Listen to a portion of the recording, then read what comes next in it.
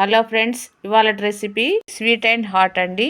గోధుమ పిండిని ఇలా పూరిలా తాల్చుకోవాలండి. తాల్చుకొని ఇలా చాకుతోని సన్నగా మార్కింగ్ పెట్టుకోవాలి, లైన్స్లా కట్ చేయాలి. చుట్టేటప్పుడు ఇలా అన్నీ ఇలాగే లైన్స్ పెట్టాలండి. లైన్స్ పెట్టి మళ్ళీ చుట్టాలి. ఇలా చుడుతూ మొత్తం చుట్టేసేయాలి. చుట్టేసి అలా కొంచెం ఫోల్డింగ్ చేయాలండి. ఫోల్డింగ్ చేసి ప్రెస్ చేయాలి, జాయింట్ ఓపెన్ కాకుండా. ఇప్పుడు ఇంకొక ఐటమ్ అండి, స్వీట్ ఐటము. సేమ్ ఇది కూడా పూరిలాగా తాల్చుకోవాలి.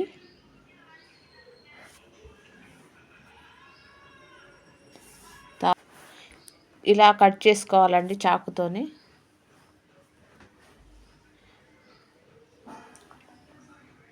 కొద్దిగా దూరం కట్ చేసుకోవాలి.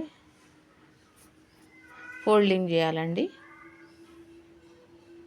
మెల్లగా ఫోల్డింగ్ చేస్తూ మొత్తం ఫోల్డింగ్ చేసేసి ఇలా కొద్దిగా క్రాస్ తిప్పాలి. జాయింట్స్ లాస్ట్వి ప్రెస్ చేయాలండి. ఇవి కాకరకాయలు అండి. కారం వేసుకోవాలండి, ఉప్పు,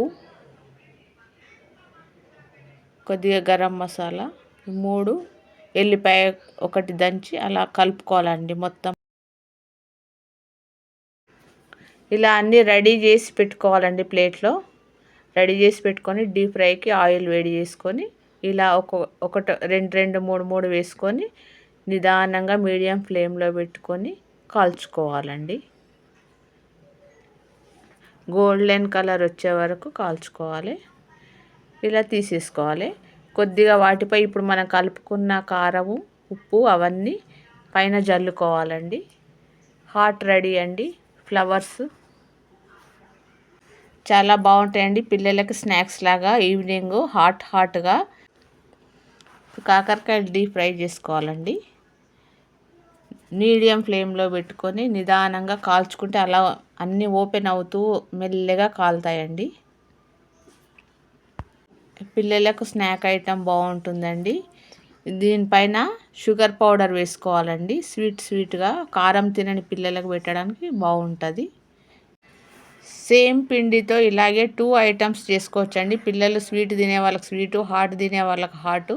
ఈ విధంగా వెరైటీస్ చేసుకోండి. ప్లీజ్ సబ్స్క్రైబ్ చేసుకోండి. Thank you.